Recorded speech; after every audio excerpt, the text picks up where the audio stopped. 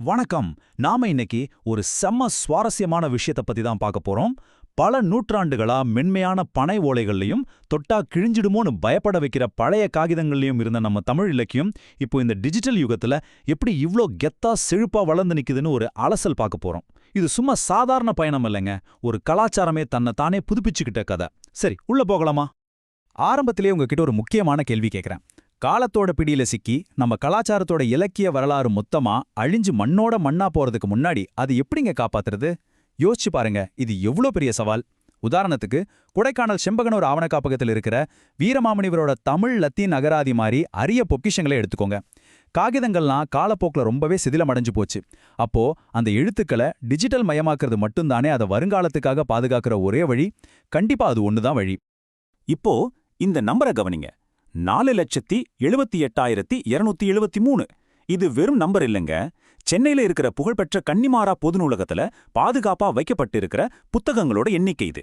1896ல தொடங்கின இந்த நூலகத்துல பல 100 வருஷ பழமையான புத்தகங்கள்லாம் இருக்கு. ஆனா ஒரு நிதர்சனமான உண்மை என்னன்னா, காகித நூல்கள் காலப்போக்குல அழியக்கூடியவை இல்லையா? இத்தனை லட்சம் புத்தகங்களை எப்படி ரொம்ப காலத்துக்கு கொஞ்சமும் சிதையாம பாதுகாக்கிறதுங்கிற ஒரு மிகப்பெரிய கேள்வி இங்க எழுந்து நிக்குது. கரெக்டா இந்த இடத்துல தான் தொழில்நுட்பம் நமக்கு ஒரு சூப்பர் ஹீரோ மாதிரி மாபெரும் உதவியா வருது. அரசாங்கமும் பெரிய பெரிய நிறுவனங்களும் மட்டும் இல்லைங்க, பொள்ளாச்சிநாசன் மாதிரி தனிநபர்களும் இந்த டிஜிட்டல் புரட்சியில ரொம்பவே ஆர்வமா இறங்கியிருக்காங்க. இது ரொம்ப ஆச்சரியமான விஷயம். அவர் என்ன செஞ்சாரு தெரியுமா?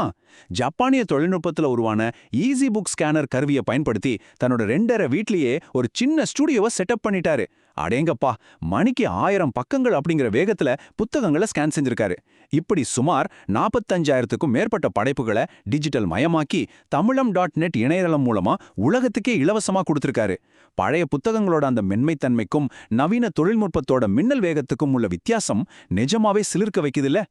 சோ, நாம இப்போ பார்த்தது ஒரு தனிநபர் எடுத்த பிரம்மாண்டமான முயற்சி. ஆனா இப்படிப்பட்ட அரிய நூல்களை பாதுகாக்கிறதோட நிறுத்திக்காம அத உலகெங்கும் பரவி இருக்கிற தமிழர்கள் கிட்ட கொண்டு சேர்க்கிற மிகப்பெரிய வேலையை நவீன காமர்ஸ் தளங்கள் ரொம்ப சிறப்பா செஞ்சுக்கிட்டு வராங்க. ஒரு காலத்துல பழைய புத்தகங்கள் வேணும்னா நம்ம கால் கணக்க தேடி தேடி அலையணும். ஆனா இன்னைக்கு அதெல்லாம் டிஜிட்டல் மயமாகி உலகளாவிய விற்பனை வலையமைப்பு மூலமா ரொம்ப ஈஸியா நம்ம கைக்கே வந்து சேர்ந்துடுது. பழங்கால படைப்புகளுக்கும் சரி, இப்போ இருக்கிற நவீன வாசகர்களுக்கும் சரி நடுவுல ஒரு மாபெரும் பாலமா இந்த ஆன்லைன் கட்டமைப்பு செயல்படுது. 40,000க்கும் மேற்பட்டவை. இந்த பிரம்மாண்டமான நம்பர் எதை குறிக்குதுன்னு ஏதாவது ஐடியா இருக்கா? சொல்றேன் கேளுங்க.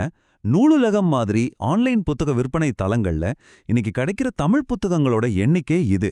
2010ல தொடங்கின இந்த தளம் இன்னைக்கு நாளுக்கு நாள் அசுர வளர்ச்சி அடைஞ்சு அரிய தமிழ் நூல்கள், தொல்காப்பிய தெளிவுரை தொடங்கி நவீன நாவல்கள் வரைக்கும் எல்லாத்தையும் ஒரே இடத்துல கொண்டு வந்து குவித்து வச்சிருக்கு. இது உண்மையிலேயே ஒரு மாபெரும் டிஜிட்டல் நூலகச் சந்தைன்னு தாங்க சொல்லணும். இந்த டிஜிட்டல் மார்க்கெட் எந்த அளவுக்கு குளோபலா, அதாவது உலகளாவிய அளவுல விரிவடைஞ்சிருக்குன்னு பார்ப்போம். தமிழ்நாட்டில் நாமக்கல்ல இருந்து நூலுலகம் உலகெங்கும் இருக்கிற வாசகர்களுக்கு புத்தகங்களை பேக் பண்ணி அனுப்புது. அதே போல பிரிட்டிஷ் வாழ் தமிழர்களுக்காகவே லண்டன்ல இருக்கிற கிரின் யூகே மாதிரி தளங்கள் தமிழ் நாவல்களை அவங்க தேடி போய் நேரடியாக கொண்டு சேர்க்குது. நம்மளோட பாரம்பரியமிக்க அந்த பௌதிக இலக்கியங்கள் இன்னைக்கு நவீன ஆன்லைன் ஷாப்பிங் கார்ட் மூலமா அடுத்த தலைமுறையை ரொம்பவே எளிதா எந்த தடையும் இல்லாம சென்றடையுது. இது ஒரு மிகப்பெரிய கேம் சேஞ்சர். சரி, இது வரைக்கும் நாம பல லட்சம் புத்தகங்கள், பிரம்மாண்டமான டிஜிட்டல் ஆவண காப்பகங்கள்னு ஒரு பரந்த பார்வையில பார்த்துக்கிட்டு இருந்தோம். இப்போ நாம படிக்கிற இந்த வார்த்தைகளுக்கு பின்னால் இருக்கிற நிஜமான மனித உழைப்பை புரிஞ்சிக்க தமிழ் இலக்கிய உலகத்துல வாழ்ந்த ஒரு மாபெரும் ஆளுமையோட வாழ்க்கைக்குள்ள கொஞ்சம் ஆழமா ஜூம் பண்ணி போக போறோம். அவர்தாங்க வரலாற்று நாவல்களின் ஜாம்பவான் அனைவராலும் அன்போடு அழைக்கப்படும் வேம்பு விக்ரமன். அவரோட அந்த நெடிய இலக்கிய பயணத்தை கொஞ்சம் புரட்டி பார்ப்போம். 1928ல சுப்பராயர் வேம்போவா பறந்த விக்ரமன் அவர்கள் பத்திரிகை உலகத்துல ஒரு நீண்ட சகாப்தத்தையே படைச்சாரு. 1951 முதல் அமுத சுரபி மாத இதழோட ஆசிரியரா தொடர்ந்து நினைச்சு பாருங்க 50 வருஷங்கள் பணியாற்றி இருக்காரு. ஜெயகாந்தன், அகிலன் மாதிரி பல மாபெரும் எழுத்தாளர்களை உலகத்துக்கு அறிமுகப்படுத்தி அவங்களோட படைப்புகளுக்கு உரம் போட்டு வளர்த்தெடுத்த பெருமை கண்டிப்பா இவரையே சாரும். இவரோட இந்த இடைவிடாத இலக்கிய சேவையை பாராட்டி 1991ல அரசாங்கம் இவருக்கு கலைமாமணி விருது வழங்கி கௌரவிச்சது. 2015ல தன்னோட 87வது வயதுல அவர் காலமானார். இது உண்மையிலே ஒரு நெடிய ஈடு இணையற்ற இலக்கிய பயணம். விக்ரமன் அவர்கள் எந்த அளவுக்கு தமிழ் வரலாற்றை கொண்டாடினார் அப்படிங்கிறதுக்கு அவரோட நாவல்களே ஒரு மிகப்பெரிய சாட்சி. பழங்கால தமிழ் பேரரசுகளை தன்னுடைய எழுத்துக்களால தரம் பிரிச்சு நாவல்களா மீண்டும் நம்ம கண் முன்னாடி உயிர் பெற செஞ்சார். பல்லவர் கால பின்னணியில உதயசந்திரன், பாண்டியர் கால பின்னணியில பாண்டியன் மகுடம், அப்புறம் சோழர் கால பின்னணியில நந்திபுரத்து நாயகி அப்படின்னு பண்டைய பேரரசுகளை ரொம்பவே தத்ரூபமா படைச்சு காட்டியிருக்காரு. வரலாற்று நிகழ்வுகளையும் தன்னோட கற்பனையையும் அப்படியே மிக்ஸ் பண்ணி நேர்த்தியா எழுதுறதுல அவர் அடிச்சுக்க ஆளே இல்லாத ஒரு நிபுணர். இவரோட இந்த படைப்புகள்லயே ஒரு மணிமகுடமா திகழ்வது எதுன்னு கேட்டீங்கன்னா அது நந்திபுரத்து நாயகி தான். 1957 1959 வரைக்கும் அமுதசுரபில தொடரா வெளிவந்த இந்த சோழர் கால வரலாற்று நாவல் கல்கியோட புகழ்பெற்ற பொன்னியின் செல்வன் நாவலோட ஒரு அதிகாரப்பூர்வமற்ற தொடர்ச்சியாவே பலராலும் இன்னைக்கு வரைக்கும் கொண்டாடப்படுது.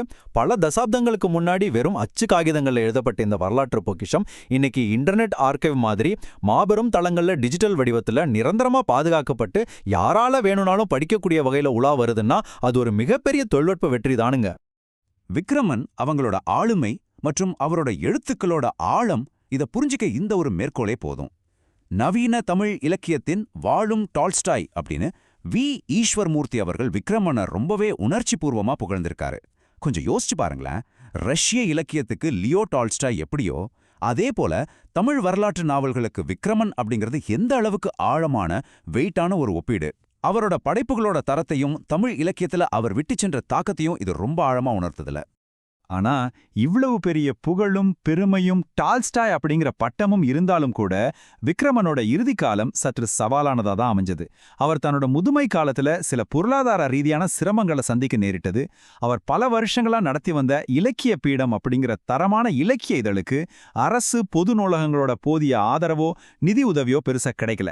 தரமான இலக்கியத்தை முன்னெடுத்து செல்ல அவர் தனி ஒருவரா ஒரு நீண்ட சோர்வான போராட்டத்தை நடத்த வேண்டியிருந்தது அப்படிங்கிறது நம்ம மறுக்க முடியாத ஒரு வரலாற்று உண்மை.